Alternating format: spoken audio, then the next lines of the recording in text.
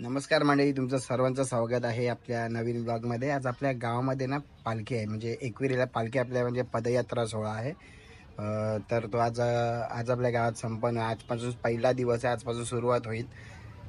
तर त्यासाठी असं गावामध्ये खूप असं लोकांनी ना खूप अशी सजावट वगैरे केलेली आहे, म्हणजे पालखी सगळ्यांच्या दाराजवळ येईल म्हणून। तर तुम्ही दाखवतो, तुम्ही बघा, ठीक आहे।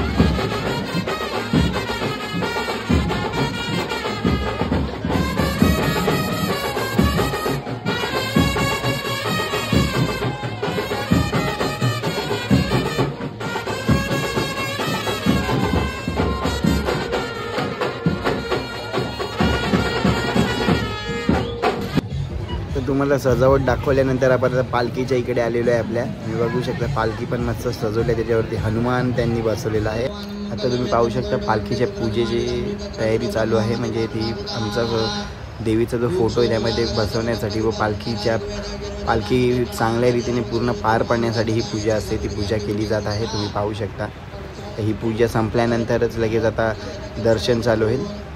दर्शन चालू झालेलं आहे। आता दर्शन चालू झाल्यानंतर आपली पालखी मार्गस्थ होईल एकविरेसाठी। म्हणजे पहिला ती आपल्या गावात पूर्ण फिरेल गोल।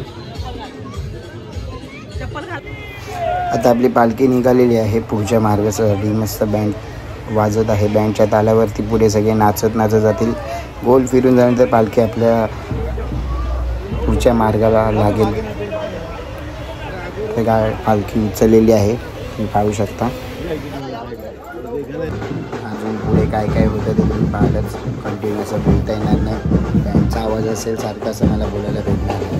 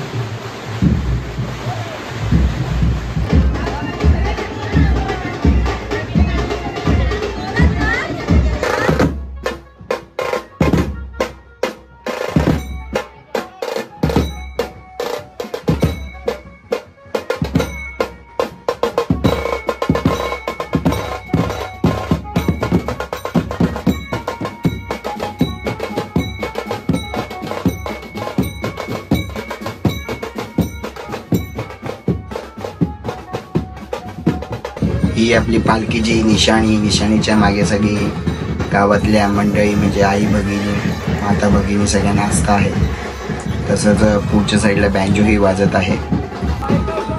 पाहू शकता कसे म्हणजे एकदम असं मजे करत पालखीला पुढे मार्गस्थ करतात।